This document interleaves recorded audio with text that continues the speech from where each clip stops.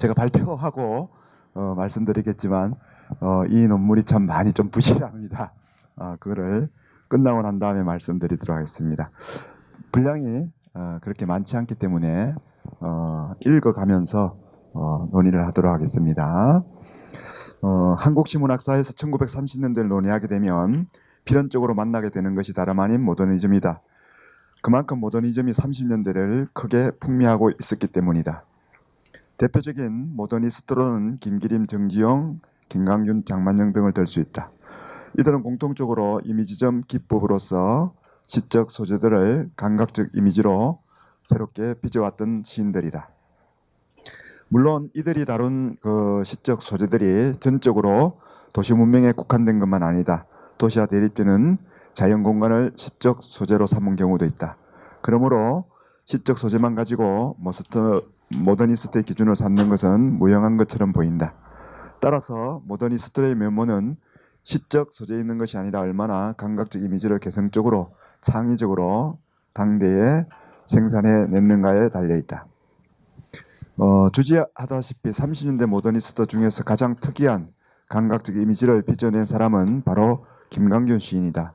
왜냐하면 시적 소재로 삼은 대상을 감각적 이미지로 구현할 때에 객관적인 냉철한 감각적 이미지를 제시할 뿐만 아니라 거기에 주관적 정서인 시적 감정까지 제시하고 있기 때문이다. 표면상으로 보면 모더니스트에 반하는 시인처럼 보인다.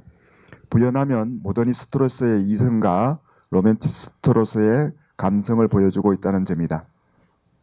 자연스럽게 김강균 씨를 평가하는 부류도 찬반으로 갈라진다. 모더니스트의 성공과 실패로서 말이다. 그러나 김강균 씨를 구조하는 이미지와 그 구조 속에서 산출되는 의미를 보면 오히려 감각적 이미지의 단조로움을 극복하는 시도로 보인다. 말하자면 우연의 소산처럼 시에 드러나고 있는 감정적 이미지조차도 실은 이성에 의해서 철저히 계산된 것이라는 사실이다. 그러므로 이때의 감정은 하나의 시적 장치로서 기능하게 된다. 따라서 그 시적 장치는 시적 주체가 생산해내는 이미지와 깊은 관련성을 가질 수밖에 없다. 그러한 연유로 해서 감정의 이미지 또한 주체가 세계를 대면하는 선명한 방식이라고 할 수 있다. 이렇게 김강균이 시적 주체로 나섰을 때 그의 텍스트에서는 감정조차도 그의 근대적 이성에 통제되는 모습을 보여준다. 이것이 바로 그의 시적 원리에 나타나는 시적 근대성이라 할 수 있다.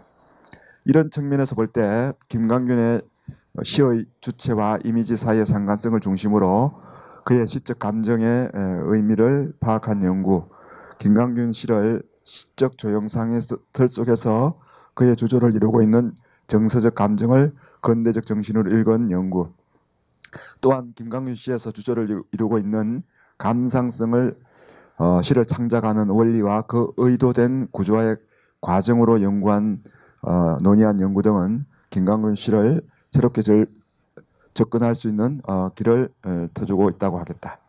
그 밑으로 넘어가겠습니다. 본고에서는 이러한 기존 논의를 바탕으로 해서 김강균의 시적 원리의 근대성과 그 구조적 의미를 기호론적 입장에서 살펴보고자 한다. 예의 도시적 정서이든 자연적 정서이든 그것이 텍스트로 들어갈 때는 이미지로 구조화되어 나타난다. 그러므로 그 이미지는 텍스트 밖에 있을 때와 그 차원이 다르다. 텍스트 안에서의 이미지는 그 속에 다른 여러 이미지들과의 상호관계를 맺으면서 변별적인 의미로 작용하기 때문이다. 이런 점에서 이미지를 구조하는 시적 원리는 중요한 기제로 작용한다. 그런 만큼 이러한 것에 대한 탐구는 김강균의 이미지즘과 그 정서적 반응을 해명하는 것이 될 것이다. 김강균의 시적 원리로 보면 선택과 배제의 원리를 많이 적용하고 있습니다. 이성적 주체의 힘에 의한 원리라고 봅니다. 모더니즘 시에서 시적 주체는 근대적 이성을 바탕으로 하여 다양한 감각적 이미지를 산출해낸다. 그러므로 시적 주체와 이미지 사이에는 시적 주체의 깊은 사유가 서며 있는 셈이다. 우연적이고 감정적인 것으로 탄생된 이미지가 거의 없다는 뜻이다. 미리 계획된 구도에 따라 시 텍스트를 구조하고 있는 것이 된다. 이런 점에서 보면 김강균 시인도 여기에 충실한 모습을 보여준다. 가령 그의 시에서 제목 자체가 이미 그것을 보여주고 있다. 오후의 구도, 대상, 풍경화 등의 제목이 바로 그것이다. 그림을 전제로 하는 제목으로 본다면 이미 그림을 어떻게 그려야 할 것인지를 구상한 것으로 볼 수 있다. 구상이라는 것은 다른 것이 아니다. 그림에 들어가야 할 내용과 들어가지 않아야 할 내용을 분별하는 것이다. 따라서 구상은 선택과 배제의 원리를 따르는 것이 된다. 이것을 시로 옮겨오면 시의 구조가 되고 구상을 하는 사람은 시적 주체가 된다. 말할 것도 없이 선택과 배제의 원리는 이성적 능력을 바탕으로 한다. 그런 만큼 김강균 시에서 시적 주체는 강력한 힘으로써 이미지를 선택하고 배제하는 이성적 자아로 작용한다. 이러한 것을 우리는 오후의 구도를 통해서 구체적으로 탐색해 보려고 한다. 그리고 이것을 탐색해 본 후 그의 대표작이라고 할 수 있는 추일서정, 와사정, 설야를 차례로 살펴볼 것이다. 오후의 구도입니다. 읽는 것은 생략하도록 하겠습니다. 제목이 상징하고 있듯이 이 텍스트는 일정한 구도에 의해서 분할되고 융합도 되는 구조로 나타난다. 이러한 구조를 만들어가는 시적 주체는 바로 나이다. 그렇다면 시적 주체인 나는 텍스트 안에서 지금 어디에 존재하고 있을까?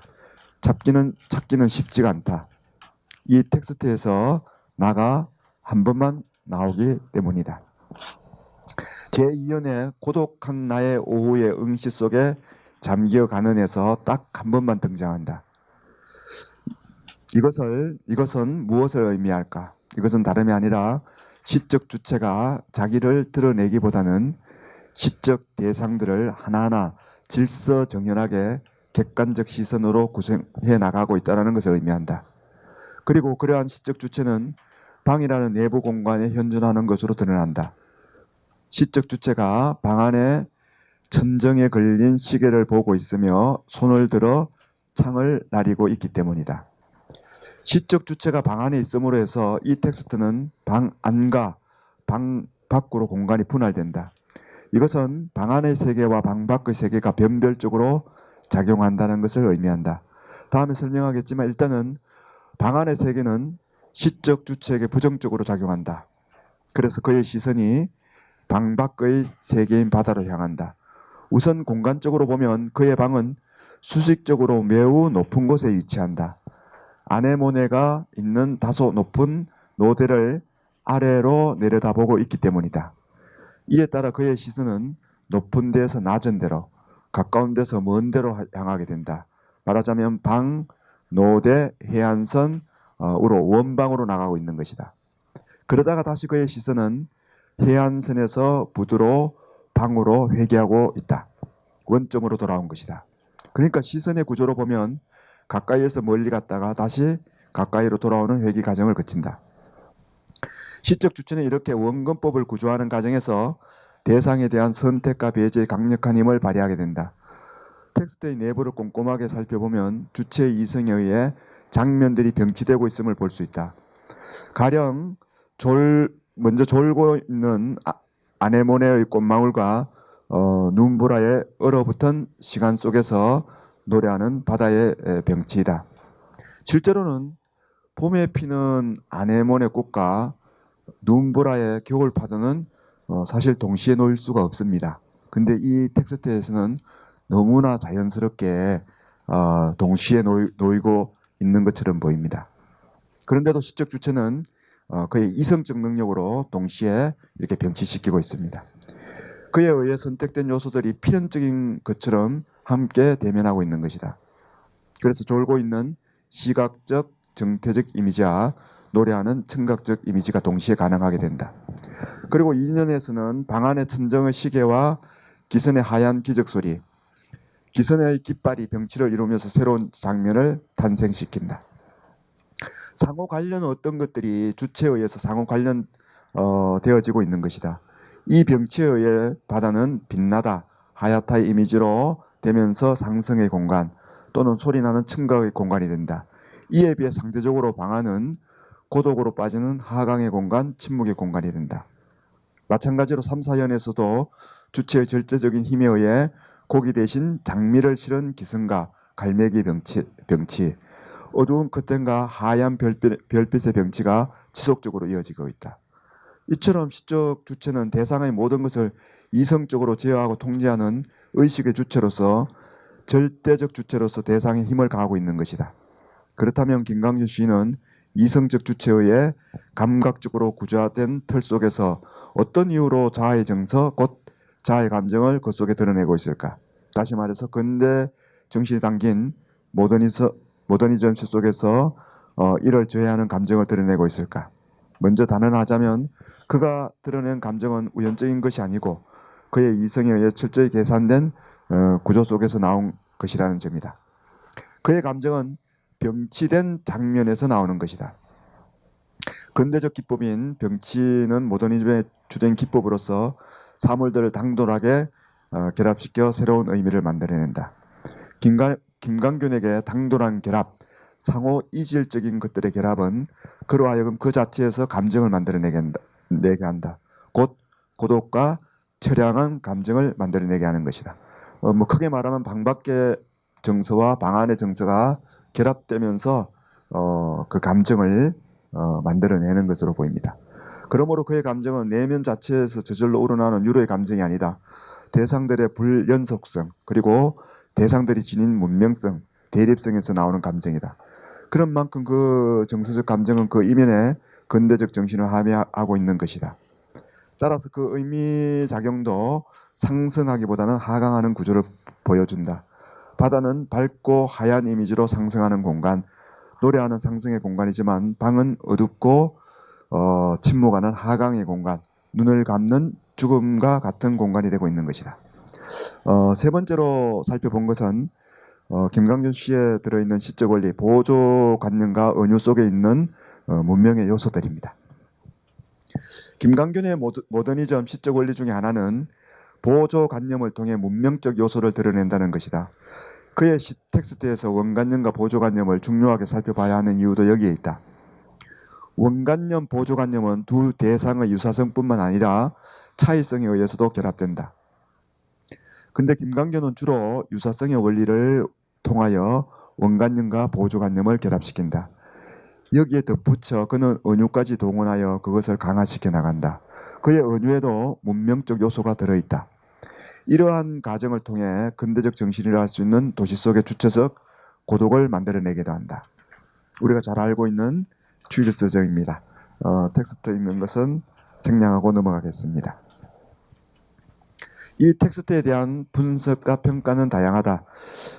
이미즘의 방법적 의장에 머무르는 평범한 텍스트이다. 또는 회화 속에 이게 전쟁의 참상까지 나누고 있는 그런 것이다. 이렇게 두 개의 내용이 두 개의 평가가 좀 이렇게 대립되는 그런 모습을 보여주고 있습니다. 그래서 이것을 좀 통합할 수 없을까? 그런 생각에서 텍스트 자체를 보니까 이게 보조관념하고 원관념으로 생각하면 통합이 될 것 같았습니다. 이 텍스트를 제목 그대로 읽으면 가을날에 대한 정서적 반응이 된다. 다시 말하면 계절에 반응하는 시적 주체의 반응이 된다. 예의, 낙엽, 길, 포플러, 구름, 풀벌레 등은 그러한 감정을 나타내는 선택되어진 소재들입니다. 모두 자연적 세계를 표상하는 서정의 대상들입니다. 근데 원관념이 되고 있는 이 소재들이 시적 주체에 의해 보조관념과 결합하거나 은유로 구성되면 그 의미는 전혀 다른 것으로 나타나고 있습니다. 한번 1년만 한번 살펴보겠습니다. 가령 제1년에서 볼 수 있듯이 원관념인 낙엽은 보조관념인 망명정부의 지표로 전환이 되고 있습니다. 감각적 전이입니다. 또 망명정부의 지표는 포화와 도론시로 연상되면서 전쟁을 참상을 떠올리게 합니다. 여기서 우리가 주시해야 할 것은 바로 이것입니다. 낙엽은 자연의 세계를 표상하고 지폐나 포화, 도론시는 문명의 세계를 표상합니다. 이로 보면 문명성이 자연성을 포섭하고 소멸시켜 가는 이미지로 작용하는 것을 알 수 있습니다. 다시 말하면 자연성이 문명성에 모두 흡수되어 버리는 이미지가 되고 있습니다. 원관념끼리 보조관념인 구겨진 넥타이로 전환된 것도 마찬가지입니다. 자연성을 표상하는 길이 문명성을 표상하는 넥타이로 흡수되고 있습니다.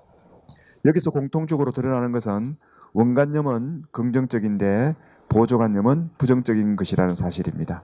구체적으로 보면 식물인 낙엽과 달리 포화는 생명을 말살하는 철의 이미지로 대진 길과 달리 넥타이는 아스팔트가 있는 인위적인 도시공간의 이미지로 나타납니다. 더욱이 구겨진 넥타이이기 때문에 그 부정성이 선명하게 드러나고 있습니다. 이 지점에서 김강균 씨의 숨겨진 근대성을 볼 수 있습니다. 다시 말해서 시적 주체가 이성적 사유로서 자연을 통한 근대적 폭력성을 부각시키고 있기 때문입니다. 원관념과 보조관념을 통해서 말입니다. 그 다음 페이지 두 번째 단락을 보겠습니다. 이처럼 시적 주체는 원관념과 보조관념의 틀을 통해 또 동시에 원유의 틀을 통해 시적 장면을 이성적으로 통제해 나가고 있습니다. 선택과 배제의 원리를 통해 철저히 구조해 나가고 있는 것입니다. 망명정부의 집회, 넥타이에서 부터 구부러진 철책, 세로팡지로 만든 구름에 이르기까지 이것들이 근대적 풍경을 이루고 있는 구성 요소로 본 것은 기실은 보조관념과 은유를 통해 창조된 것들입니다. 그리고 그것의 의미작용은 자연의 기호에서 문명의 기호로의 전환을 뜻합니다. 좀 더 구체적으로 언급하면 생명을 내포하고 있는 식물성과 대지성의 의미를 생명을 죽이고 위협하는 강물성, 이빨과 금속성의 철책의 의미로 전환시킨다는 것을 의미합니다. 그 밑에 거는 부연적인 거라서 생략하고 다음 장으로 넘어가겠습니다. 마지막 장입니다. 이번에는 냉철한 시선의 이동과 몸의 감각적인 의미작용에 대해서 살펴보겠습니다. 주지하다시피 모더니스트의 김강균은 그 스스로가 실론에서 밝히고 있듯이 시의 조형성을 굉장히 강조해야 왔습니다. 그런데도 불구하고 실제로 그 창작한 시에서는 시의 조형성을 무너뜨리는 감상성이 다분히 나타나고 있습니다. 비애와 우울, 고독이 주된 주조로 이루고 있습니다. 따라서 그의 시를 두고 모더니즘에 대한 성공 여부를 논의하는 것처럼 당연한 것처럼 보입니다. 이러한 논의 중에서 설득력을 얻어가고 있는 것은 그 감상성이 근대적 소산이라는 것, 다시 말해서 비애와 우울, 고독, 이 근대적 소산이며 필연적 산물이라는 논의입니다. 조금 아쉬운 것은 텍스트를 통한 정치한 분석이 없기 때문에 논정에서 좀 부족하지 않았나 싶어서 제가 와서등을 한번 분석을 해봤습니다. 다음 페이지로 보겠습니다.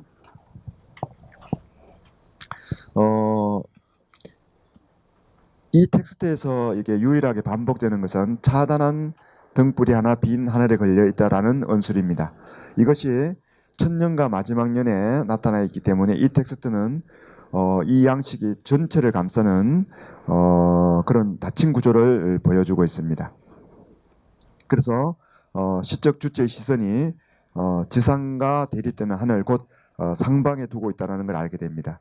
이러한 조형성 가운데 시적 주체는 선택과 배제 원리에 따라서 지상으로 이렇게 내려옵니다. 상방에서 하방에서 내려오는 거죠. 카메라처럼 움직이는 그의 시선의 이동, 하강의 시선은 대립을 낳습니다. 하늘과 지상의 대립이 바로 그것입니다. 이에 따라서 하늘은 자연 공간으로서 비어있는 공간, 상대적으로 지상은 문명 공간으로서 사람과 물질이 가득 차 있는 의미로 작용합니다. 그래서 자연 문명, 상방, 하방, 탈속, 세속, 가벼움, 무거움의 의미로 대립이 됩니다. 마찬가지로 시각적 이미지, 청각적 이미지로 대립됩니다. 이런 차이가 바로 시적 주체에 의해서 슬픔, 고독, 우울 이 자체를 이렇게 생산해낸다고 저는 이렇게 보고 있습니다. 그 네 번째, 다섯 번째 단락으로 가겠습니다. 그렇게 해서 시적 주체는 2년에서부터 완전히 지상적인 공간으로 돌아오게 됩니다. 하지만 그의 시선도 이성에 의해서 통제되는 것처럼 보입니다. 수직의 높이를 지닌 고층, 야경, 거리, 이렇게 그림자. 그래서 나중에는 길바닥에 완전히 밀착되는 그런 것으로 나타납니다. 그래서 2년에서는 부정적인 이미지, 잡초의 비율을 거쳐서 벙어리처럼 입을 다무는 것으로 반응하고 3년에서는 어둠의 시각적 이미지, 아우성처는 청각적 이미지를 거쳐 눈물 겹다라는 것으로 반응하게 됩니다. 제4년에서는 군중의 행렬 속에서 자아의 무거운 그림자를 발견하게 되는 것으로 나타납니다. 이것은 우연의 소산이 아닙니다. 시적 주체의 이성적 능력, 근대적 정신이 담긴 시적 능력에 의한 선택과 배제에 의한 산물이기 때문에 그렇습니다. 그런 만큼 시대에서 상황을 계획적으로 배치하여 감성이라는 효과를 드러내고 있습니다. 이렇게 해서 김강규 씨는 전체적으로 그 정서가 내면에서 우러나오는 정서가 아니고 작품 내의 그 대립 과정에서 나오는 것으로 계획적으로 이렇게 짠 것이 아닌가 이렇게 보고 있습니다. 마지막으로 그 살펴본 것은 지금까지 그 설야를 전통적 소재가 있기 때문에 김강규 씨의 특별한 작품으로 이렇게 많이 보고 있습니다. 근데 제가 살펴보니까 소재는 전통적인 거지만 기법은 와사등과 같은 그런 기법입니다. 원근법을 사용해서 하늘로부터 내려오는 그 시선을 통해서 하늘로 내려오는 눈, 처마, 그 다음에 몸, 그 다음에 자기 내면에 들어갑니다. 그래서 그 와사등에 있어서 그림자가 땅바닥에 붙어 있듯이 마지막에 그 눈도 땅바닥에 붙어 있는 걸로 드러납니다. 구조가 똑같습니다. 다만 거기에 나타나는 정서만 다를 뿐이기 때문에 저는 이 설야도 그런 특별한 그런 작품이 아니고 전통적인 그런 정서를 그런 담은 작품이 아니고 그런 구도에 의해서 잘 짜여진 그런 근대적 시적 기법으로 만들어진 작품이다. 이렇게 제가 봤습니다. 이렇게 해서 뭐 이게 시간 관계상 다 제가 발표는 하지 못하고 김강균 그 시적 원리와 시텍스트 속에서 이게 근대적 정신이라 할 수 있는 시적 주체의 이성적 능력이 어떻게 작용하는가 이렇게 살펴봤습니다. 이상으로 발표를 마치겠습니다. 예, 그러니까 일단 선생님의 논문에 이제 제가 김광규를 사실 잘 이렇게 깊이 있게 파보지 못했기 때문에 좋은 토론이 될지 모르겠지만 일단 제가 이해한 바로서는 그러니까 이른바 어떤 회화성, 이성이나 감상성이 결합돼 있다고 얘기되었던 것들이 사실 전체적으로 이제 이성적 시선에서 구축되어 있고 제작된 것이고 그런 의도가 이제 김광균 씨의 근대성이다라고 하는 게 이제 선생님의 전체적인 논지라고 생각이 됩니다. 근데 이제 제가 논문을 읽으면서 정말 궁금하게 생각했던 지점은 어떻게 보면 이제 결국은 이 논문이 모더니즘 혹은 뭐 근대성, 근대 정신 혹은 뭐 이상적 능력, 계산 이것들이 이제 대체적으로 동일한 범주로 사용되고 있는데 그러니까 선생님께서 감정조차도 근대적 이성에 통제되고 그것이 시적 원리에 나타나는 이제 근대성이다, 이제 근대 정신이다라고 판단을 하고 계십니다. 근데 이제 어떻게 보면 시를 제작한다, 구성한다라고 하는 게 어떤 점에서 이제 모더니즘이든 리얼리즘이든 혹은 서정적 시이더라도 모두 작가의 관점에서 선택되고 배치된다라는 점을 생각했을 때 김광균이 여러 가지 의미에서 그 20년대에 비해서는 30년대 세대 후반 세대였으니까 새로운 이미지를 보여줬다라는 건 분명히 사실일 텐데 그러니까 이게 왜 모더 근대성의 의미를 가져야 되는지가 이성적 능력이라고 하는 의미를 가져야 되는지가 좀 납득하기가 어려웠습니다. 그래서 그러니까 선생님이 이성적 능력 혹은 구성, 제작이라고 쓰시는 개념이 이제 모더니즘이 결국 무엇인가에 대한 질문이 필요할 것 같은데요.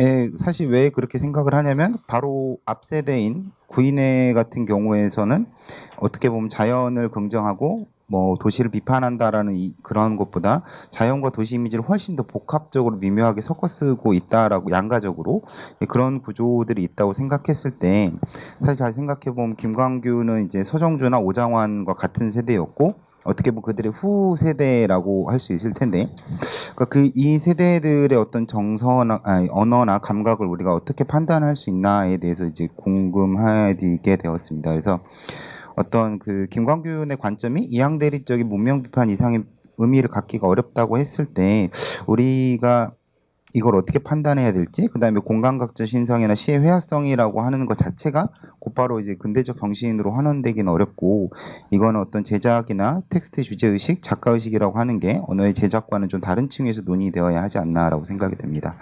예, 그래서 좀 되게 이상한 말일지도 모르겠는데 제가 김광균의 시를 잘 깊이 있게 파보지 않아서 그런지도 모르겠지만 이제 김광균의 시를 쭉 읽다 보면서 어떻게 보면 이제 지금의 관점일 수도 있겠지만 김광균의 시가 과연 모더니즘인가? 막 이런 궁금증이 많이 들었습니다. 어떻게 보면 도시적 서정시라고 해야 될 것 같기도 하고 어떻게 보면 이미지 자체를 이미지즘 굳이 말한다면 예 그렇게 느껴지기도 하는데 근데 어쩐데 우리가 이 김광균이라는 시인한테 모더니즘이나 이미니즘이라는 용어를 붙이는 행위 자체가 어떤 언어의 물질성이나 그 고유성을 제외시켜 버리고 어떻게 보면 이제 담론으로서 환원시켜 버리는 행위가 아닌가라고 생각하게 됩니다. 그래서 예, 제가 개인적으로 더 궁금했던 거는 이 세대론적으로 서정조, 오장환, 김광균이 같은 세대라고 할 수 있을 텐데 이 앞선 세대의 모더니즘, 그러니까 구인의 모더니즘이라고 하는 것과 어떻게 더 다르게 우리가 변별할 수 있는가를 좀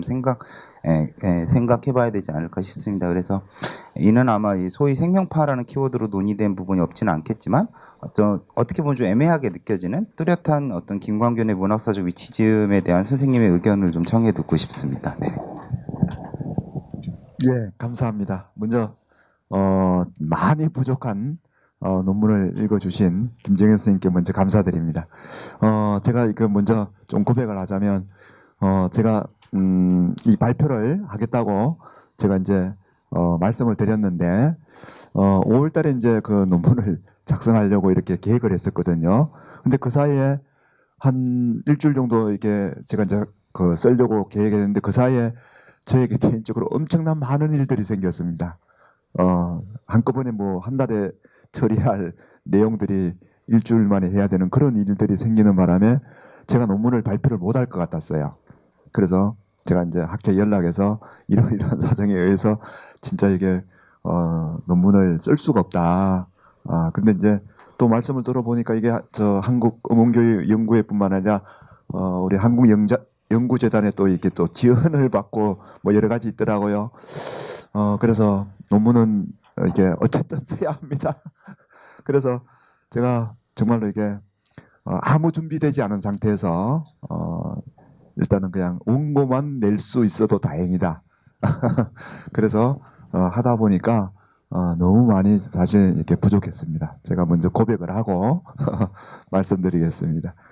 그래서 사실은 이제 그 우리 한국어문교육연구에서 예, 특집으로 할 때 이제 근대성을 잡았기 때문에 제가 이제 근대성을 한번 연구해보고 근대성이 과연 뭔가 김강균에게 적용될 수 있는 근대성이 뭔가 그거를 제가 이제 연구해보고 그 이론을 가지고 이제 김강균 씨에 나타난 시적 원리라든지 또는 텍스트 바깥에서 봤을 때 근대성이라든지 이걸 제가 탐구해 보려고 했어요. 근데 그 준비 시간이 없다 보니까 그냥 이 근대 정신이라는 게 그냥 막연해졌습니다. 텍스트 안도 아니고 텍스트 바깥도 아니고 그 기준도 없었습니다. 그래서 아마 여러 가지 그런 질문이 나오지 않았는가 그런 생각이 먼저 듭니다. 그냥 제가 그냥 피상적으로 이건 지금 그냥 제가 추측으로 그냥 살펴본 그런 뭐 초고라고 이렇게 말씀드릴 수가 있겠습니다. 먼저 그 간단하게 제가 뭐 생각난 대로 말씀드리면 선택과 그 배제가 다른 시인들에게도 있지 않느냐. 물론 맞습니다. 시를 쓸 때 자기들이 원하는 것을 받아들이지만 제가 볼 때는 이제 뭐 예를 들면 다른 그 시인들이 썼을 때는 아무래도 내용에 충실하다 보니까 거기에 연관되는 그것을 무의식적으로 이렇게 가져오는 경우가 많지만 김광신은 그 장면을 가지고 올 때는 앞장면하고 뒷장면하고 다르거든요, 분명히. 그랬을 때는 왜 그렇게 가져와야 되는지 그 시인이 그 장면을 가져올 수밖에 없는 거. 예를 들면 아네모네가 봄에 피는데 그 다음 장면은 겨울 장면을 가지고 왔거든요. 그거를 동시에 이렇게 놨을 때 그게 과연 왜 그럴까? 그거를 이제 텍스트 안에서와 텍스트 바깥을 이제 제가 구분해서 좀 살펴봐야 되는데 그거를 구분을 못했습니다. 그래서 이게 좀 섞였는데 다른 시인들에 비해서 매우 그 의도적인 차원에서 그것이 융합이 된 것이다. 그 다음에 이제 제가 좀 여기서 근대정신을 강조한 거는 우리 한국어문교연구회가 특집을 한 게 근대성이니까 이거를 이제 좀 하도해 놓다 보니까 그게 좀 많이 나왔습니다. 그 다음에 그 다른 그 뭐 구인회 또는 생명파하고 어떻게 다른가? 예, 뭐 많은 부분 뭐 같이 활동을 했기 때문에 겹치기도 합니다. 뭐 정지용이라든지 김기림이라든지. 근데 그분들은 정말로 그 이미지점에 충실하고자 하는 그런 면을 많이 보였고 정말로 이렇게 모범적인 것처럼 거기에서 감정을 많이 배제하는 것을 보여줬는데 김광규는 그게 의도적으로 자기가 그걸 알면서도 거기에 감정을 넣지 않았겠는가. 자기가 모더니즘으로 활동하고 있으면서 왜 그랬을까. 그런 차원에서 보면 좀 변별적인 게 아닌가. 그런 차원에서 제가 한번 탐구를 한번 해봤습니다. 저 질문에 답변이 됐는지 모르겠습니다.